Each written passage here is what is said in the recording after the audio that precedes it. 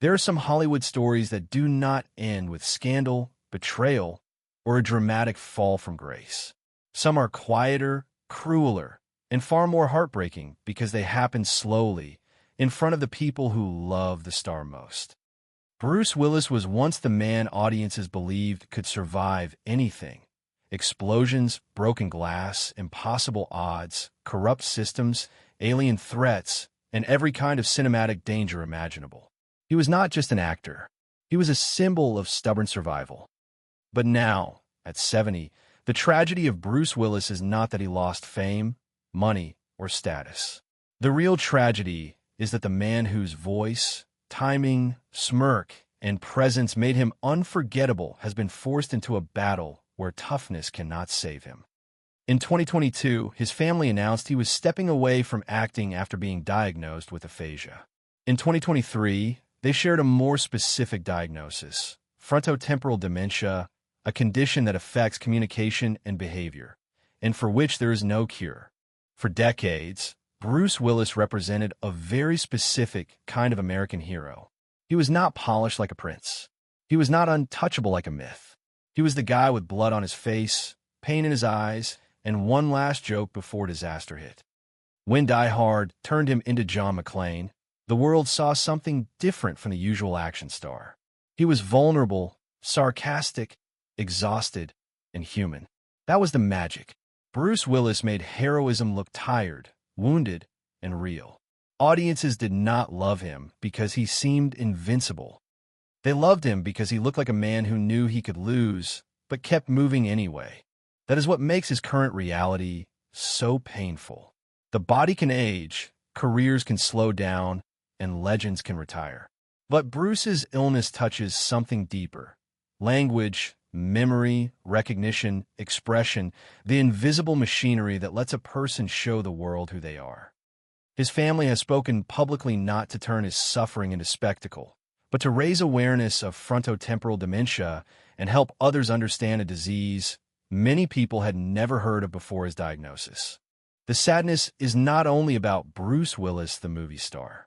It is about Bruce Willis, the father, husband, ex-husband, grandfather, and private man surrounded by a blended family that has chosen unity instead of distance. Demi Moore, Emma Heming Willis, and his daughters have often presented a rare image in celebrity culture. Not rivalry, not public bitterness, but a circle of care around a man who once carried entire films on his shoulders.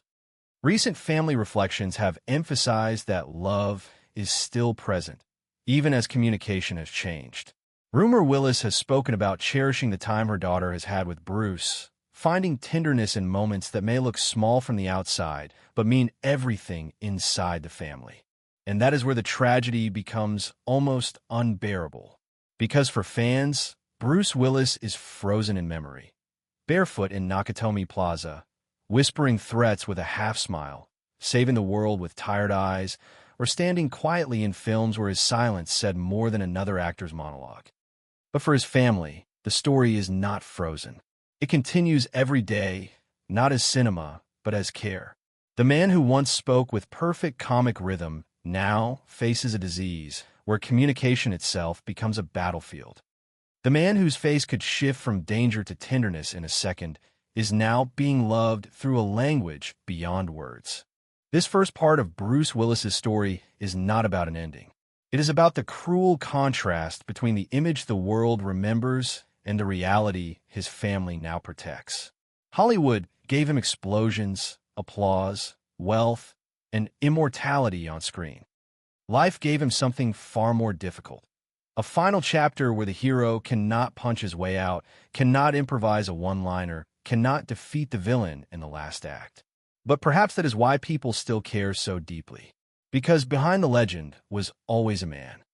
And now, as the legend grows quieter, the man remains surrounded by the one thing fame could never manufacture: love.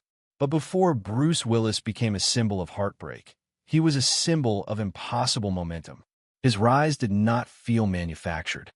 It felt accidental in the best possible way, as if Hollywood had opened the wrong door and found someone more interesting than the polished stars it had prepared for the public.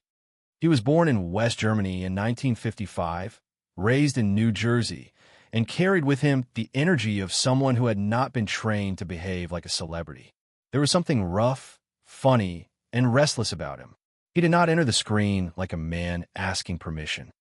He entered like someone who had already survived enough rejection to stop caring whether the room approved. That was part of his charm. Bruce Willis was not perfect, and audiences trusted him because of it. Before the world knew him as John McClane, he was David Addison in Moonlighting, a fast-talking, flirtatious, chaotic presence who seemed to bend every scene around his timing. He was not just handsome. He was alive. He interrupted the rhythm. He played with the camera. He made sarcasm feel like jazz. In a television landscape that often rewarded predictability, Bruce brought danger into comedy and comedy into danger. People watched him because they could not fully predict him. He had the kind of face that could sell arrogance, pain, mischief, and loneliness within the same minute.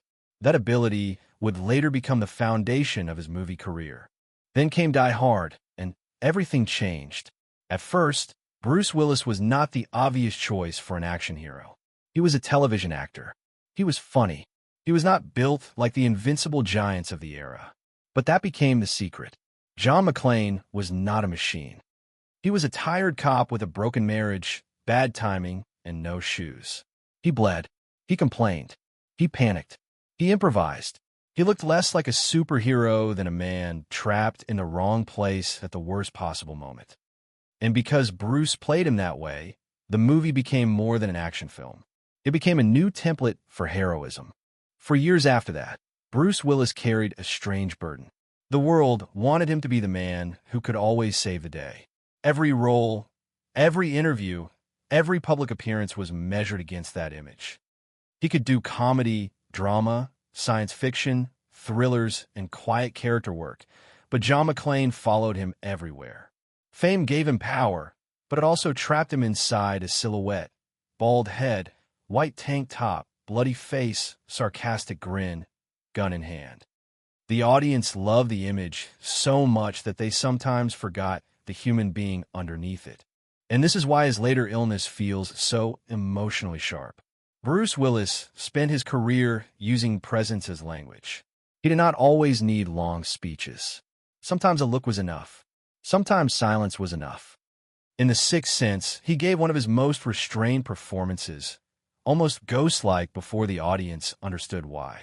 In Pulp Fiction, he was tough but wounded, a man moving through violence with exhaustion in his bones. In Unbreakable, he played strength as sadness, turning the superhero idea inward instead of outward. These are not just action roles. They were studies in masculine vulnerability before many people even had that phrase. So when language began to fail him, it felt like a cruel reversal written by life itself. The man who built a career on timing, tone, reaction, and expression was now facing a condition that could interrupt the very tools that made him Bruce Willis to the world. For fans, it is painful to imagine. For his family, it is not imagination. It is daily reality. They are not watching a headline. They are living through the slow adjustment of loving someone whose way of communicating changes over time. Yet there is dignity in how his family has handled this chapter. They did not let silence become rumor. They did not turn pain into a performance. They shared enough to help people understand, then placed the focus back on compassion, awareness, and privacy. In a culture that often consumes celebrity suffering like entertainment, the Willis family has tried to protect the person behind the name. That matters, because Bruce Willis is not a tragedy because he is sick. He is a tragedy because the world is being reminded, painfully, that even its strongest icons are fragile. And maybe that is the deeper reason this story cuts so hard. Bruce Willis never seemed distant from ordinary people. He was famous, yes, but not untouchable. He looked like someone's father, someone's brother, someone's old friend who made jokes when things got too serious. His heroes were not elegant. They were bruised. They survived through stubbornness, humor, and love. Now, in real life, those are the very things surrounding him.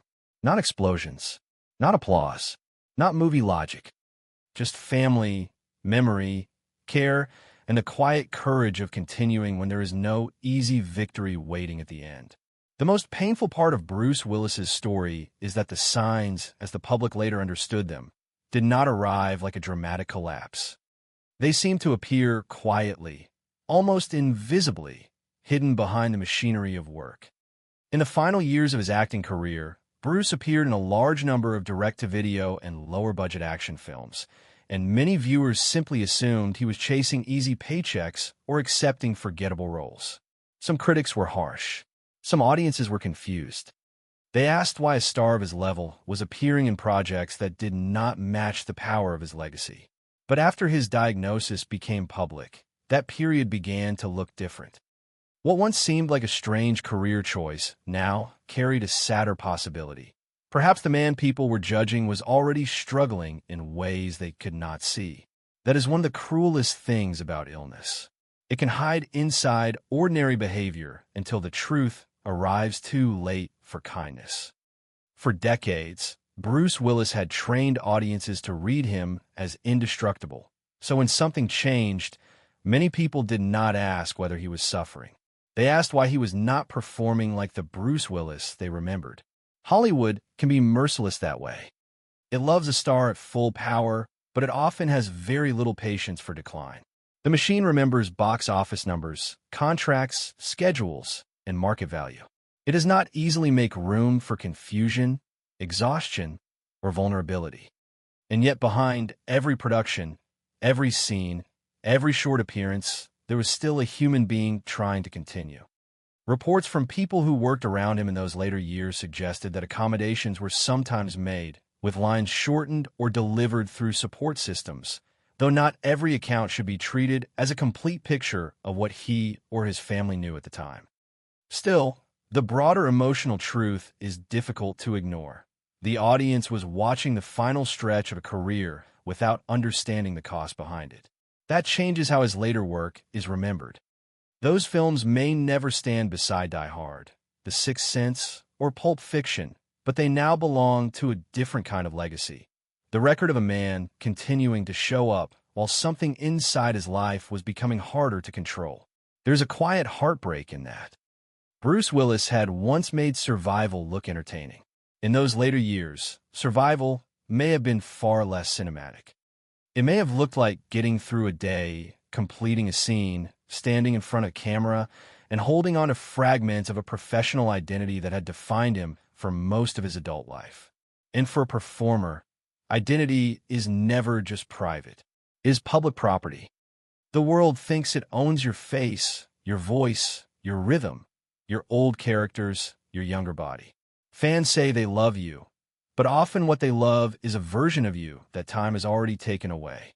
Bruce's illness forces people to confront that uncomfortable truth. We do not really know our icons. We know what they gave us. We know the images they left behind. But when the real person begins to disappear from public view, the grief feels strangely personal because those images shaped parts of our own lives. Someone watched Die Hard with their father. Someone discovered The Sixth Sense as a teenager. Someone saw Unbreakable and felt understood by its loneliness. Someone laughed at moonlighting before they knew what stardom would turn Bruce into. So when people hear that he is no longer able to live as he once did, they are not only grieving him. They're grieving their own memories attached to him. That is why the tragedy travels so far beyond Hollywood. It touches ordinary families who know what dementia can do. It touches people who have watched a parent forget words, a spouse lose familiar expressions, or a grandparent become present in body but harder to reach through conversation. Bruce Willis's fame gives the condition a famous face, but the pain is painfully common. Families everywhere understand the strange mixture of gratitude and grief. Gratitude that the person is still here, grief that parts of them feel farther away. In that sense, Bruce's story is no longer just a celebrity story. It has become a mirror. It shows how fragile communication is, how much of love depends on tiny recognitions, and how devastating it is when the usual bridges between people begin to weaken. Yet even here, there's a kind of grace. The public no longer asks Bruce to be the action hero. They no longer need him to deliver another comeback, Another sequel, another proof of strength. The only decent response now is tenderness. For a man who spent his career pretending to fight impossible enemies, perhaps the most meaningful tribute is to stop demanding performance from him and simply honor what he already gave. Bruce Willis does not need to be remembered only for the illness that changed his final public chapter. He should be remembered for the electricity, humor, danger, and humanity he brought to the screen. But the illness has added one last, painful layer to his legend. It has made the world look back and realize that the strongest image he ever created was not John McClane crawling through broken glass. It may have been Bruce himself, moving through confusion, surrounded by family, no longer performing invincibility, but revealing the truth beneath it. Even heroes need to be held. What makes Bruce Willis's tragedy even more heartbreaking is the silence around the man himself. For most of his career, Bruce was never just a face on a poster. He was a voice. That voice carried irony, irritation, charm, defiance, and emotional restraint. It could turn a simple line into a cultural memory. It could make a threat sound funny or a joke sound lonely.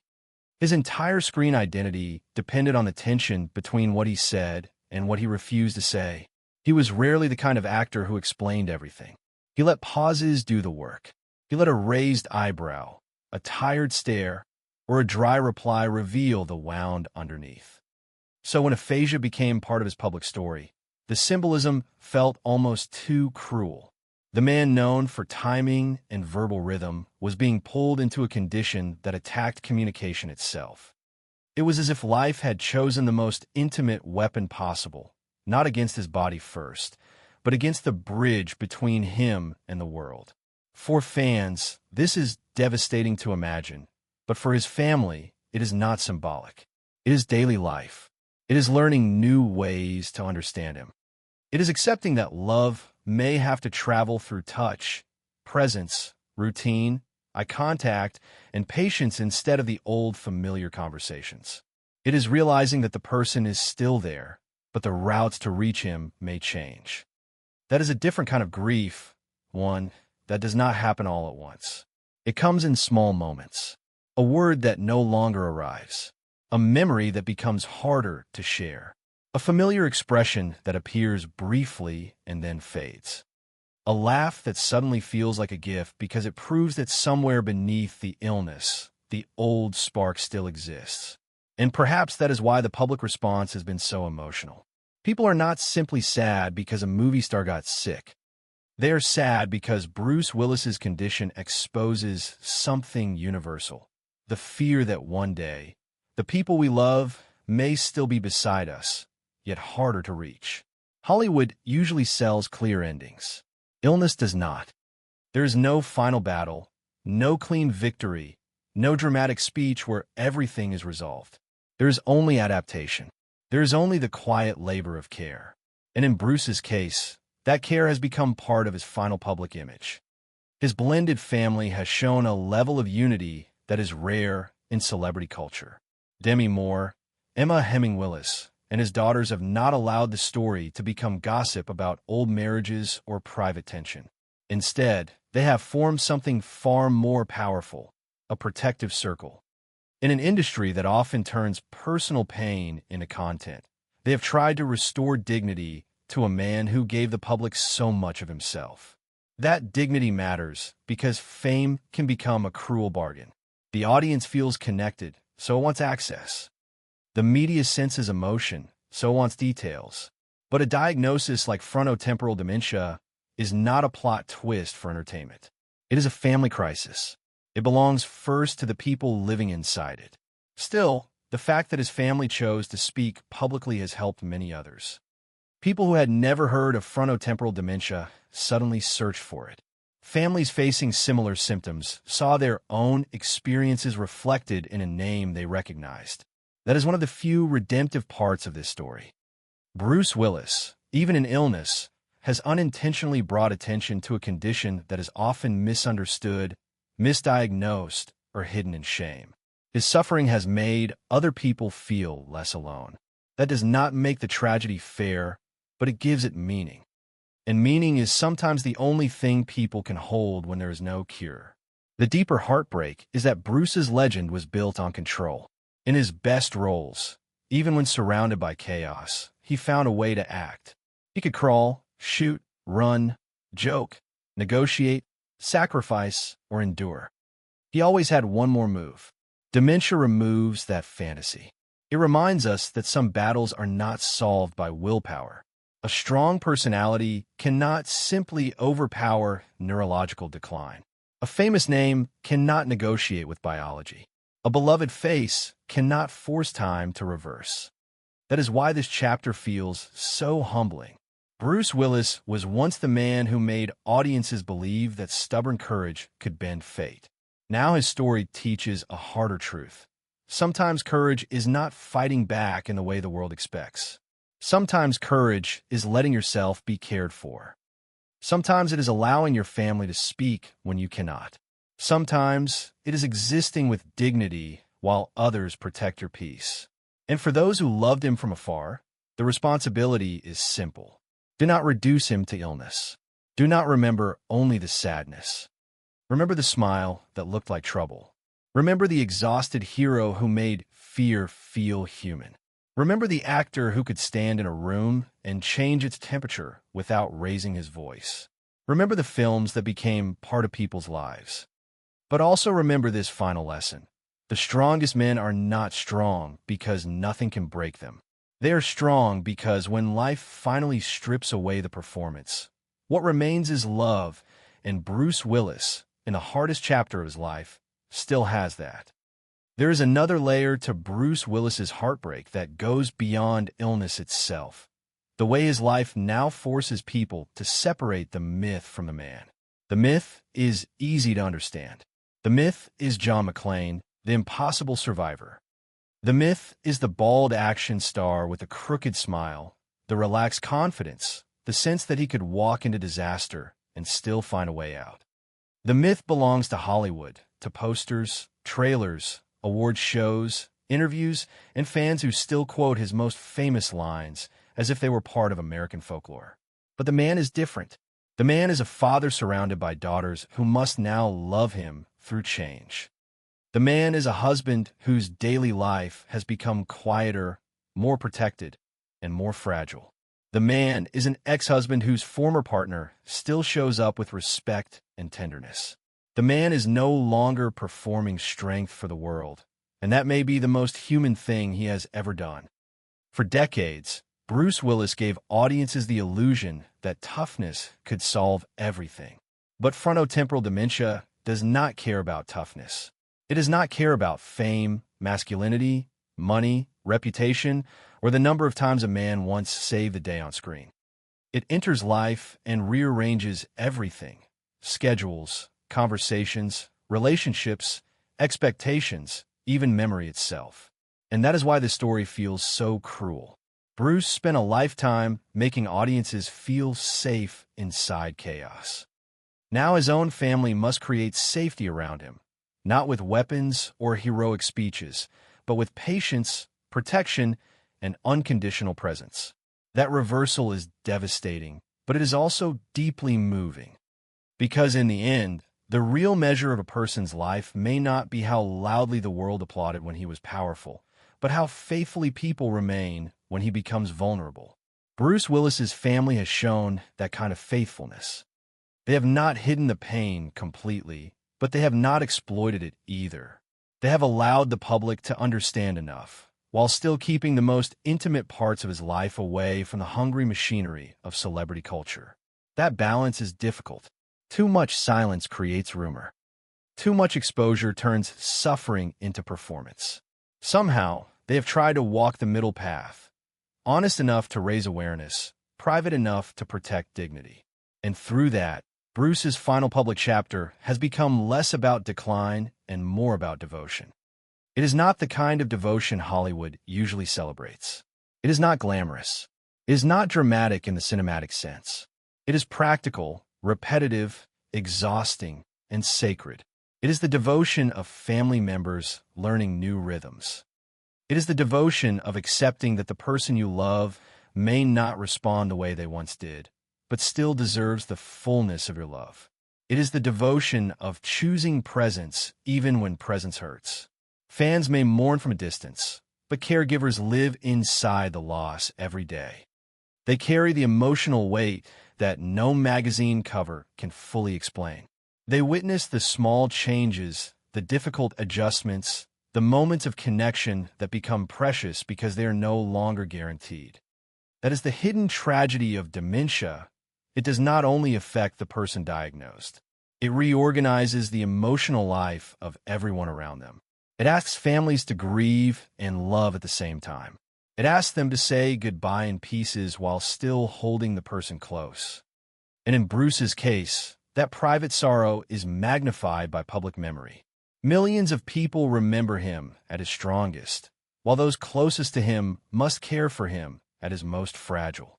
Yet maybe that contrast is exactly why his story has touched so many people. Bruce Willis reminds the world that decline is not the opposite of dignity.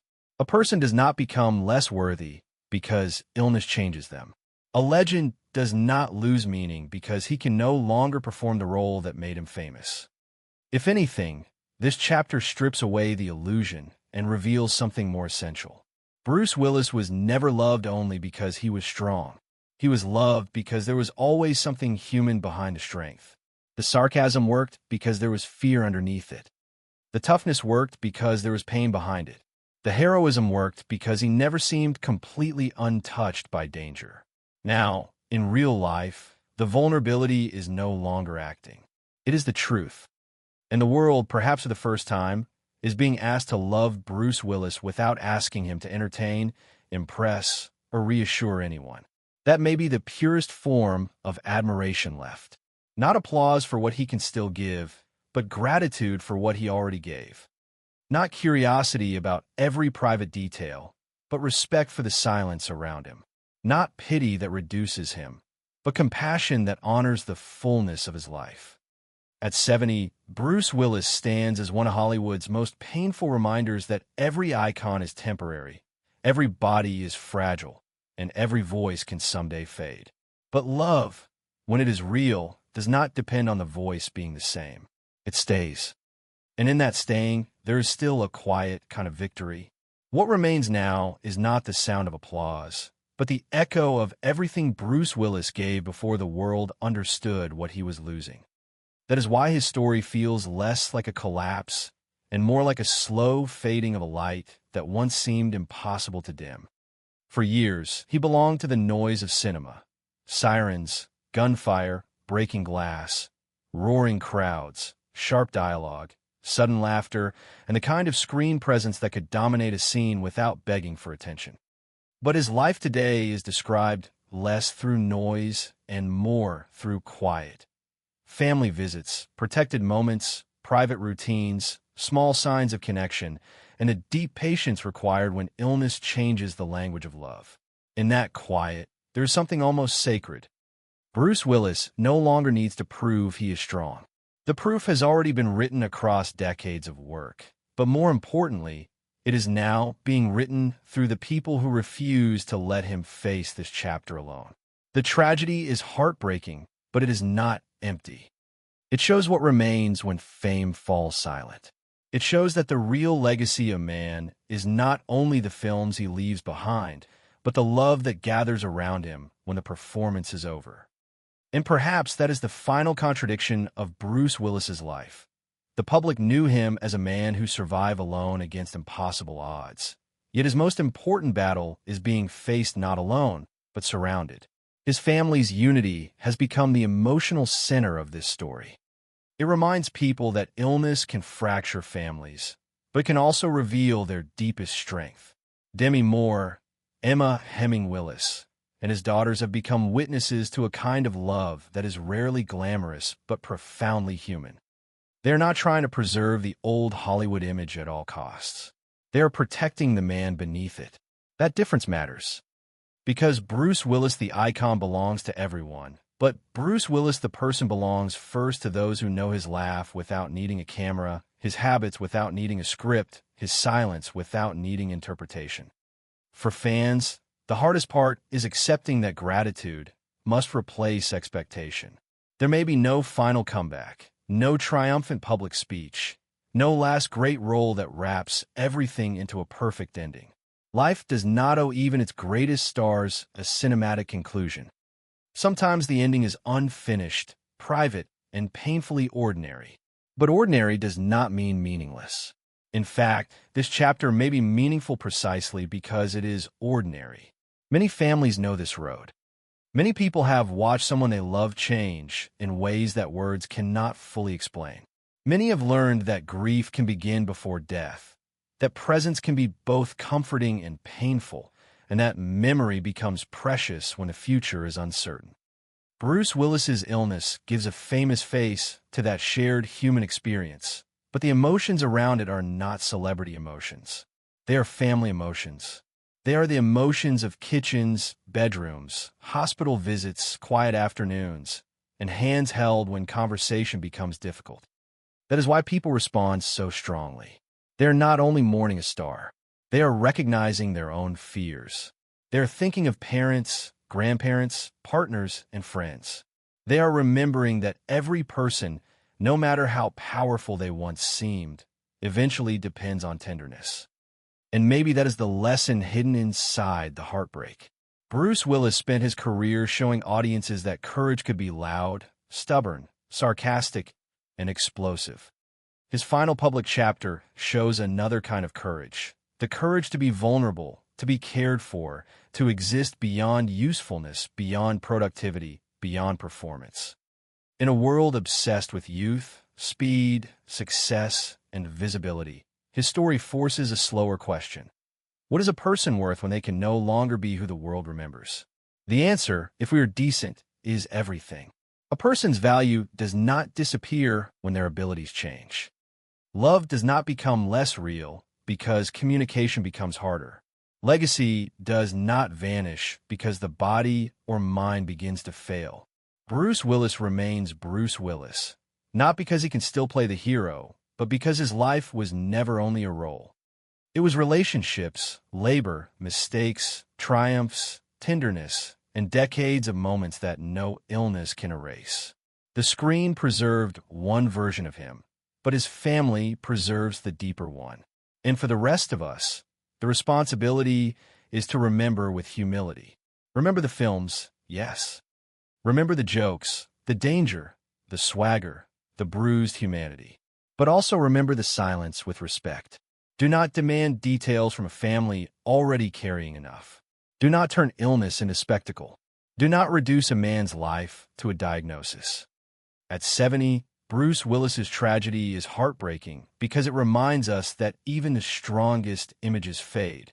But it is also moving because it reminds us that love can remain after the image fades.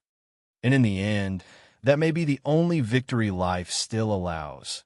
Not defeating time, not escaping illness, not staying young forever, but being held, remembered, and loved when the world grows quiet.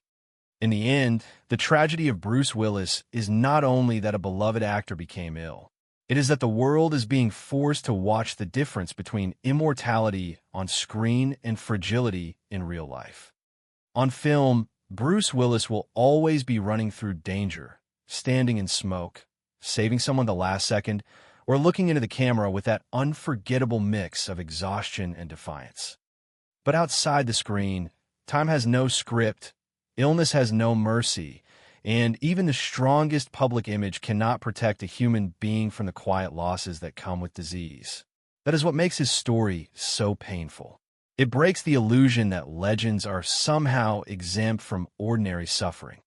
Bruce Willis was never supposed to become a symbol of helplessness. He was the man who always found a way. Yet now, the most meaningful part of his story is not how he fights, but how he is loved. His final public chapter has changed the way people understand his entire career. The action scenes feel different now. The silences feel deeper. The vulnerable performances feel almost prophetic. The man who made audiences believe in survival is now teaching a harder, more intimate lesson. Survival is not always dramatic. Sometimes survival is waking up into another day of uncertainty. Sometimes survival is being surrounded by family when words fail. Sometimes survival is no longer something a person does alone, but something others help carry for him. And that is where Bruce Willis's story becomes more than a Hollywood biography. It becomes a reflection on aging, memory, masculinity, family, and the cruel honesty of time. For years, audiences celebrated him because he looked fearless. But the truth is, the most powerful parts of his performances were never fearless. They were human. John McClane was scared. Malcolm Crowe was wounded. David Dunn was lonely. Butch Coolidge was haunted. Even when Bruce played Hardman, there was usually sadness beneath the surface. That sadness made him believable. It made him different from stars who only knew how to pose as powerful.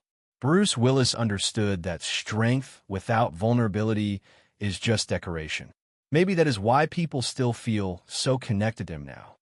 His illness has revealed the vulnerability that was always part of his appeal. Only now it is no longer protected by fiction. It is real. It belongs to a father, a husband, a friend, a grandfather, a man whose life continues beyond the frame. The world may remember him through characters, but his family remembers him through moments no audience will ever see. That is the privacy he deserves now. And perhaps the most respectful tribute fans can offer is not curiosity, but gratitude. Gratitude for the films that became cultural memory. Gratitude for the laughter, the suspense, the one-liners, the unexpected tenderness. Gratitude for the actor who made imperfection heroic. Gratitude for the man who gave so much of his energy to a public that now must learn to let him rest. Because there is a strange cruelty in fandom when it refuses to accept change. Fans often want their heroes frozen at their peak, untouched by age, illness, or decline. But real love, even from a distance, must allow a person to become fragile without taking away their dignity. Bruce Willis does not owe the world another performance. He does not owe another interview, another scene, another public appearance, or another explanation. What he already gave is enough. His legacy is not incomplete because illness changed the ending. It is complete because he left behind work that still moves people, entertains people, and reminds them that heroism can have fear in it. At 70, the heartbreak is undeniable, but so is the legacy. Bruce Willis remains one of the rare actors who changed the shape of the modern action hero. He made toughness feel wounded. He made sarcasm feel emotional. He made silence feel alive. And now, in the quietest chapter of his life, he has become a different kind of symbol, not of invincibility, but of human worth beyond performance. That may be the final message of his story. We are not valuable only when we are strong. We are not lovable only when we can speak clearly, work constantly, entertain others, or remain the version people remember. We are valuable because we are human, because we have loved and been loved, because our lives leave traces in others. Bruce Willis's traces are everywhere. In cinema history, in popular culture, in the memories of fans, and most deeply, in the hearts of the families still gathered around him. The tragedy is heartbreaking, yes, but is not only darkness. There is light in the devotion around him. There is dignity in the silence protecting him. There is grace in the fact that the man who once played heroes is now surrounded by people who understand that heroism can also mean care. And when the final image of Bruce Willis is no longer an explosion, a rescue, or a famous line, perhaps it should be this: a man who gave the world strength on screen, and who in his most vulnerable years was given strength back through love.